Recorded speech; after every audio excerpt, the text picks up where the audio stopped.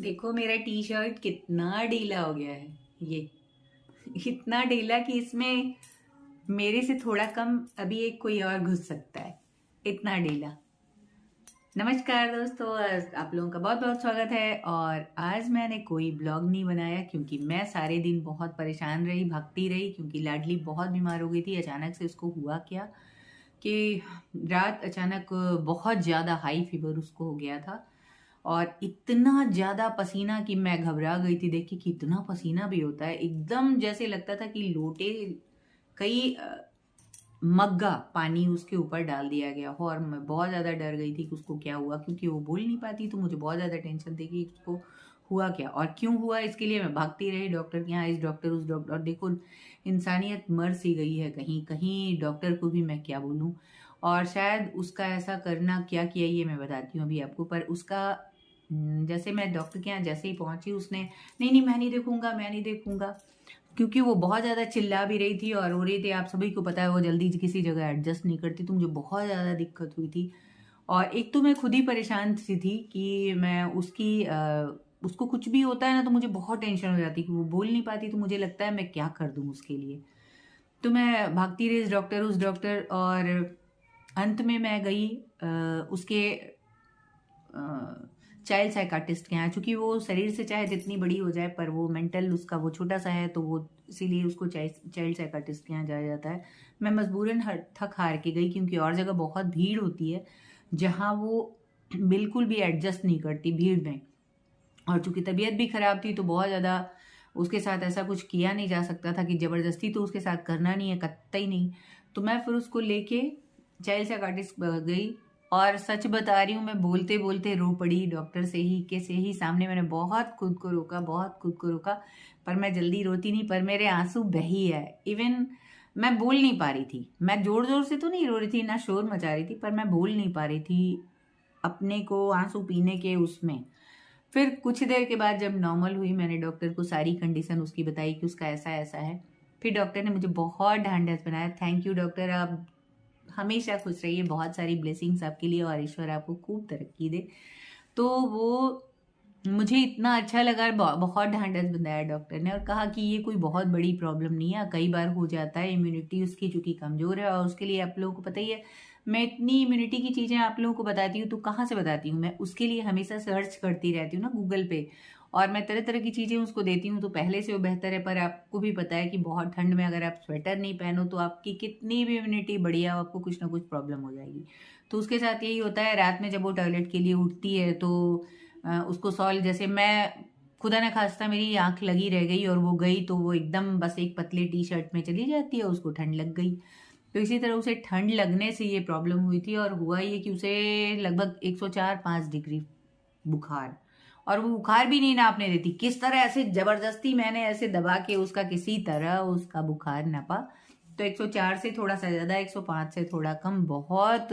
और उतनी देर वो लगातार चिल्लाती रही, और यकीनन उसके साथ मतलब ऐसे मेरे ही गोद में थी, और मुझे लग रहा था कि मैं कहीं जल न जाऊं, इतनी ज्यादा बॉडी में हीट मैंने देखा नहीं था कभी। मुझे बहुत उलझन हुई उसी समय रात में। तुरंत मैं बल्कि नॉर्मल पानी जो काफी ठंडा होता है आजकल, नॉर्मल पानी ले आई, उससे उसका पट्टी वट्टी किया, बर्फ के पानी से नहीं किया, और पट्टी वट्टी किया, हाथ वाथ सारे पोछे। थोड़ी देर में ही बुखार काफी कम हो गया था। पर उसके बाद उसको इतना ज्यादा पसीना, इतना ज्यादा पसीना कि लगता था कि कई लोटे उसके ऊपर पानी के डाले गए। मैं एकदम से डर गई कि अरे इसको हुआ क्या, कहीं डिहाइड्रेशन ना हो जाए। तुरंत इलेक्ट्रॉल वगैरह घोल के दिया। फिर फीवर में बच्चों की मैं एक उसके लिए क्रोसिन, बच्चों का जो लिक्विड होता है ना, मैं वो रखती हूँ लेडी टाइम के लिए, ताकि उसको बहुत तकलीफ ना रहे उसके साथ। आप समझ रहे हो ना मैं क्या कहना चाहती हूँ। तो हाँ, तो वही क्रोसिन की ही लिक्विड जो बच्चों वाली होती है उसकी थोड़ी ज़्यादा मात्रा दिया था, तो थोड़ा सा बुखार उतरा था पर पूरा नहीं उतरा था। फिर जब वो सुबह, उसके बाद धीरे धीरे मैं उसको सहलाती रही, वो सो गई। जब वो सो गई तो मैं थोड़ी रिलैक्स हुई। और इन सबको करते कराते 4 साढ़े 4 बज गए। फिर वो उठी दोबारा, जब मॉर्निंग 7 बजे उठी ना, तब उसको कुछ खिला के, उसका शेक जो हेल्दी ड्रिंक होता है ना वो दे के, उसके बाद उसको दवा दिए, तो बुखार उसकी एकदम से उतर गई। सारे दिन ठीक ठाक थी। फिर मैंने सोचा कि अब चलो क्या करना है, अब डॉक्टर के यहाँ नहीं ले जाते, क्योंकि ये डॉक्टर के यहाँ जाने में बहुत ज़्यादा तमाशा करती है। इवन कि पिछली बार मेरा यहाँ, अब मैं यहाँ पूरा, यहाँ का बाइट उसने मार लिया था, यहाँ का पूरा मतलब कहो मांस निकाल लिया था, और कई दिनों नहीं बल्कि महीनों ये भरने में लगा था। तो मैं डर के मारे भी नहीं ले जा रही थी, क्योंकि अब वो बड़ी हो गई है, और जब उसके साथ ज़बरदस्ती की कोई बात की जाती है तो बहुत ही ज़्यादा गुस्सा हो जाती है, और ऐसे बच्चों के साथ करना भी नहीं चाहिए। पर कई बार मजबूरी होती है कि थोड़ी ज़बरदस्ती करनी पड़ती है, जैसे पीजीआई रेगुलर फॉलोअप के लिए जाना ही पड़ता है, और उस समय वो बहुत ड्रामा करती है, बहुत ज़्यादा भीड़ से इरिटेट होती है। तो खैर, आज जब मैं डॉक्टर के यहाँ गई थी, उन्होंने बहुत मुझे ढांढस बताया और बहुत मतलब अच्छे से समझाया, और आज उन्होंने एक ऐसी दवा दी जिसका फीवर का तो खैर अभी हल्का हल्का सा है, पर उसका जो इरिटेशन था वो एक दादी के डेथ के बाद एक अलग तरह का अजीब सी, बहुत ज़्यादा मतलब मैं बोलूँ कि एग्रेसिव हो गई थी। तो गलत नहीं होगा, और वो खास ज़्यादातर वो मेरे साथ ही ऐसा रहती थी, और बाकी के साथ तो इतना ज़्यादा एग्रेशन उसका नहीं रहता था, मेरे साथ ज़्यादा रहता था, क्योंकि मैं उसको फुल टाइम नहीं दे पाती थी जितना मैं मुझे देना चाहिए था, मैं जितना मैं हमेशा देती थी। भाई काम करने वाली मैं ही, और मैं दादी के साथ लग जाती तो एकदम ऑन बेड हो गई थी, सारा कुछ उनका मैं ही करती थी।